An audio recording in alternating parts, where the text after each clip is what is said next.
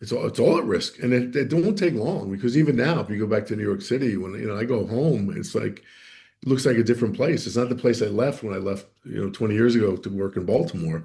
I mean, the homelessness is back, the violence is back, aggressive panhandling, shootings everywhere.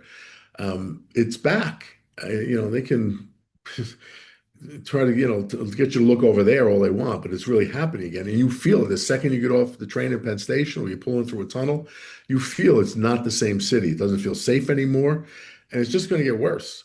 And the way it was done was a lot of hard work, a lot of hard work. A simple program that worked by keeping people accountable for their jobs. And we had a mayor at the time. I would get calls directly. If the mayor of New York City with a population of like 22 million in the business day running through that city, if he saw a homeless encampment, he would call directly and have us address it. And all these things were taken care of. Sounds 20, like William Donald Schaefer in Baltimore. Yeah. it Yeah. was very similar to Donald Schaefer. Same thing. Was someone who cared about the city, was on top of it, had a big effective police department, and he would call upon us to do all kinds of things. But we knew we had his support, so we did it, and it worked. And instead of being the butt of every late night comedian's jokes, it becomes the safest big city in the country.